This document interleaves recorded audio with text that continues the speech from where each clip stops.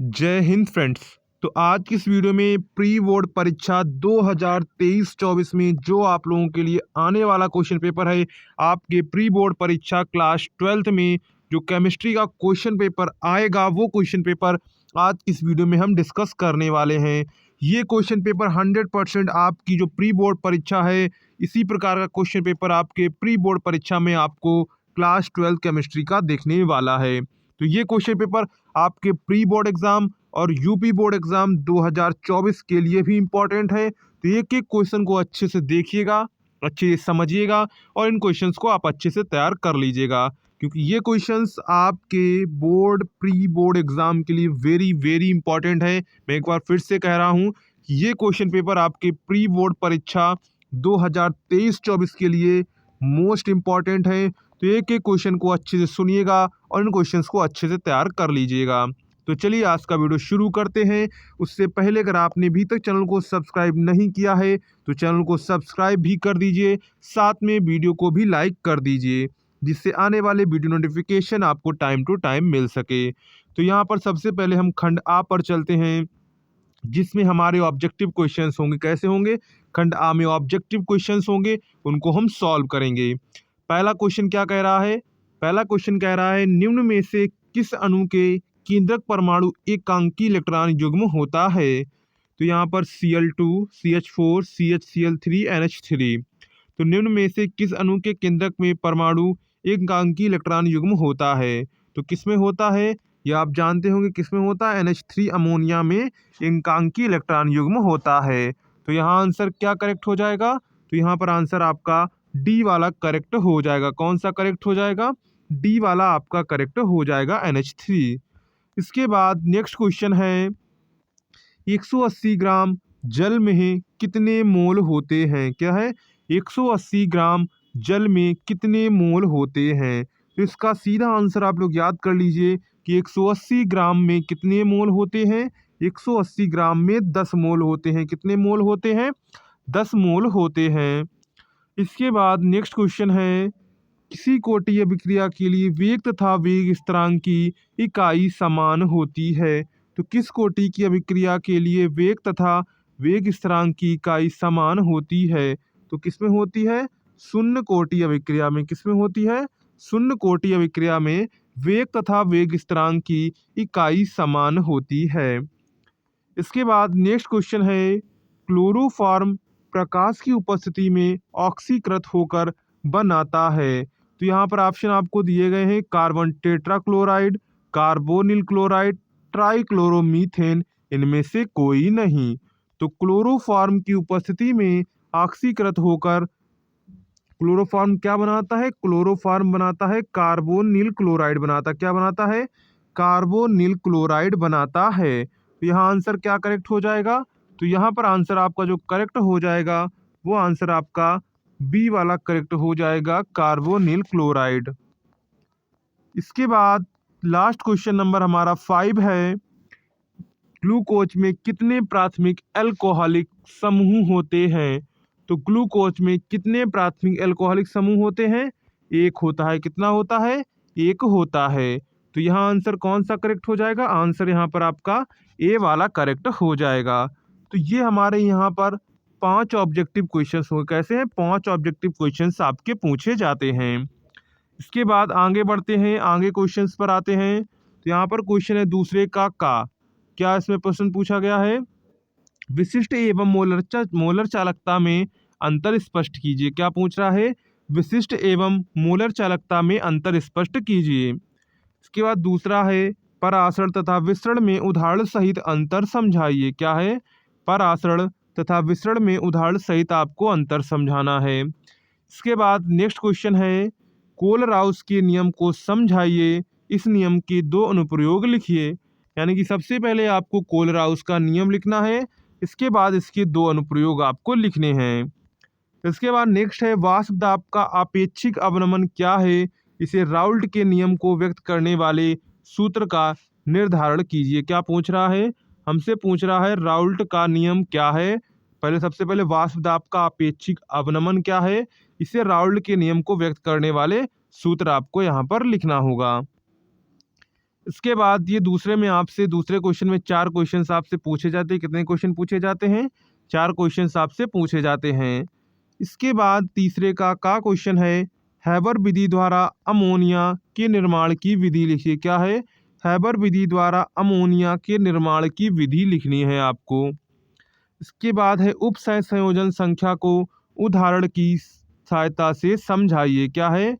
उपसंयोजक संख्या को उदाहरण की सहायता से समझाइए। इसके बाद इसी का प्रश्न यानी कि तीसरा प्रश्न आ जाता है, प्रोटीन के विकृतीकरण की व्याख्या कीजिए। क्या पूछ रहा है? प्रोटीन के विकृतीकरण की व्याख्या कीजिए। तो यहाँ पर प्रोटीन का विकृतीकरण क्या है, ये आपको यहाँ पर समझाना होगा। इसके बाद तीसरे का क्वेश्चन है, जो तीसरे का लास्ट क्वेश्चन है, निम्नलिखित उपसंयोजक यौगिकों के IUPAC नाम लिखिए। तो यहाँ पर IUPAC के जो नाम है वो हम आपको बोल के बता देते हैं, तो इन्हें आप कॉपी में नोट कर लीजिएगा। तो सबसे पहले क्या होगा, यहाँ पर देखिए कितने CO कितने हैं। CO को हम लोग कहते हैं कार्बोनिल कहते हैं। क्या कहते हैं? कार्बोनिल। कितने हैं? 4 हैं। तो क्या हो जाएगा?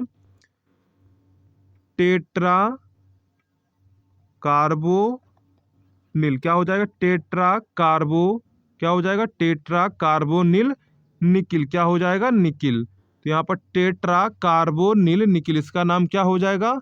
इसका नाम क्या हो जाएगा? इसका नाम हो जाएगा टेट्रा कार्बोनिल निकिल।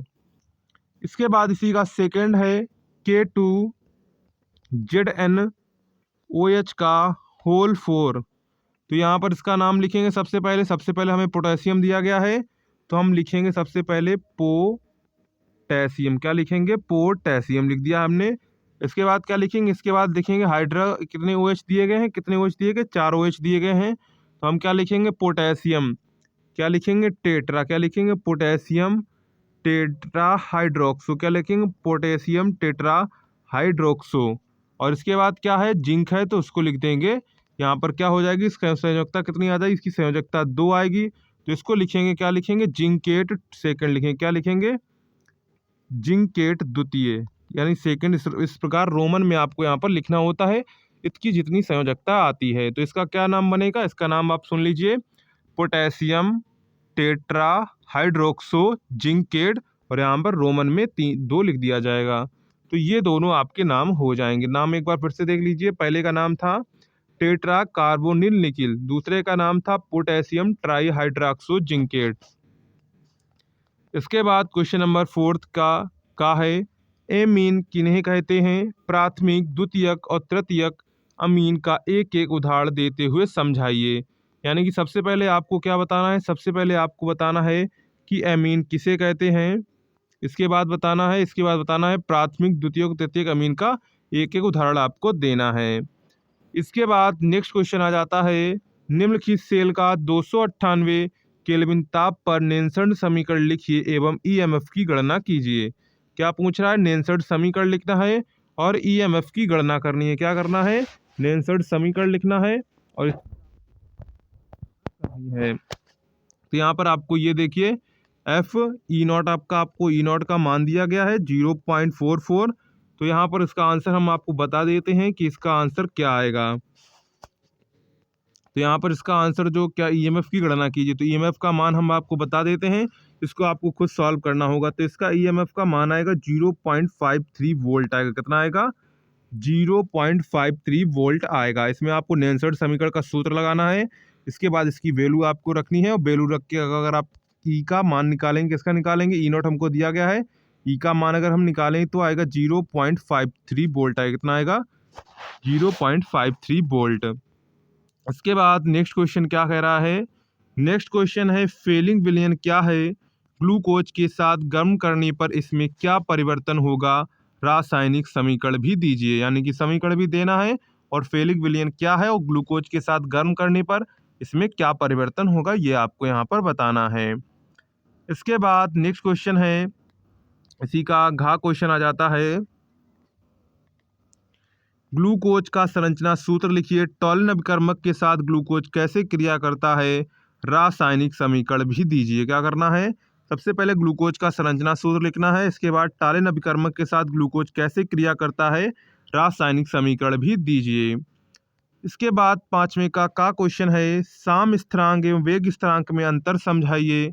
प्रथम कोटि की अभिक्रिया में 50 सेकेंड में पदार्थ की सांद्रता प्रारंभिक सांद्रता की आधी रह जाती है, इसके वेग स्थिरांक की गणना कीजिए। तो यहाँ पर क्या करना है, सबसे पहले साम स्थिरांक वेग स्थिरांक में अंतर समझाना है। इसके बाद ये आपको यहाँ पर न्यूमेरिकल दिया गया है। क्या दिया गया है? न्यूमेरिकल यहाँ पर आपको दिया गया है।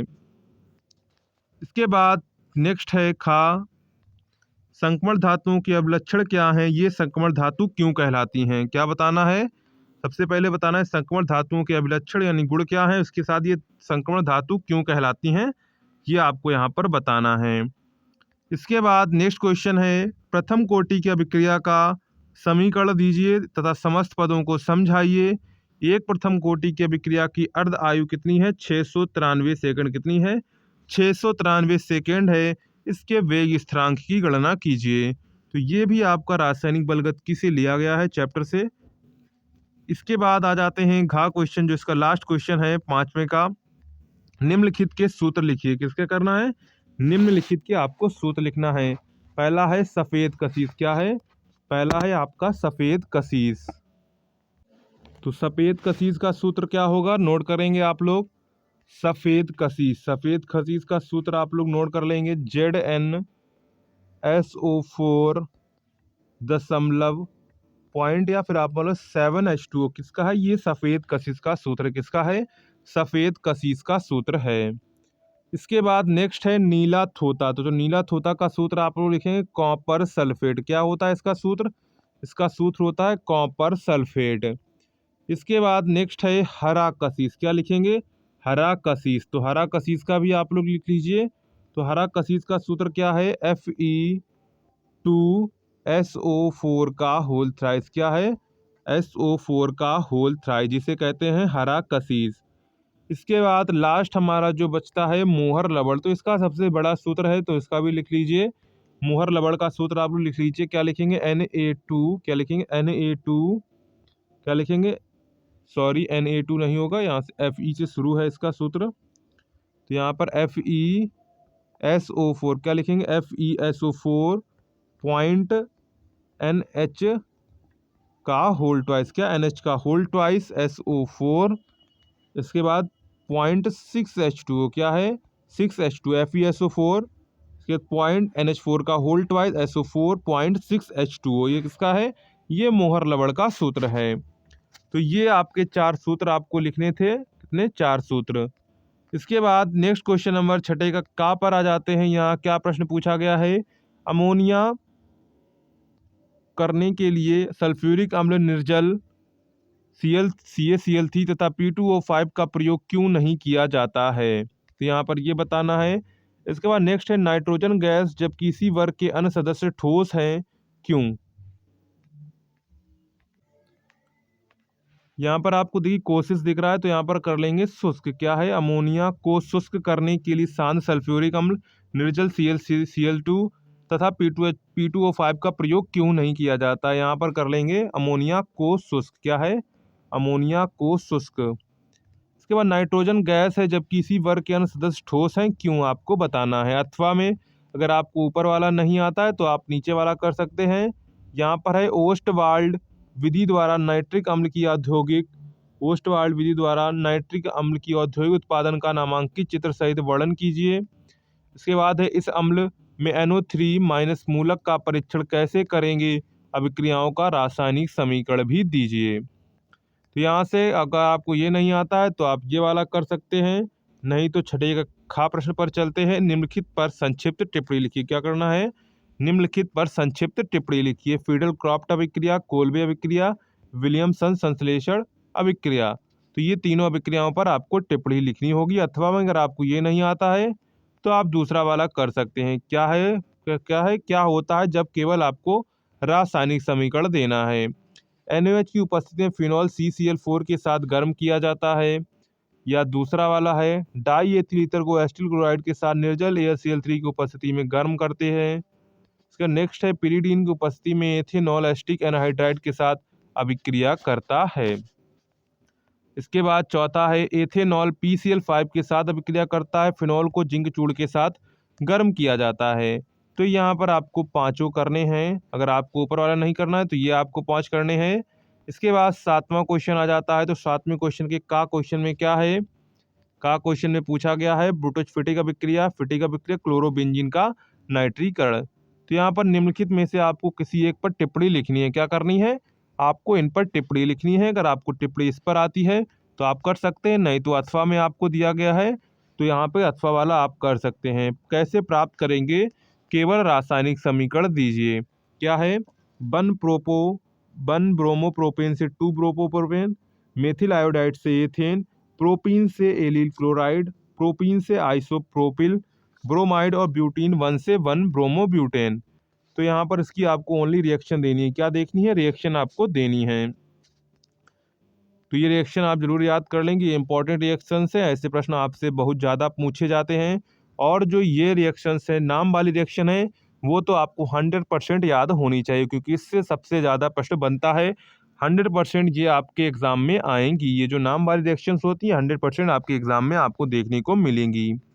तो चलिए, अगर आपको वीडियो पसंद आया हो तो वीडियो को लाइक करिएगा, दोस्तों में शेयर करिएगा, जिससे आने वाली वीडियो नोटिफिकेशन आपको टाइम टू टाइम मिल सके। मिलते हैं नेक्स्ट वीडियो में, तब तक के लिए जय हिंद।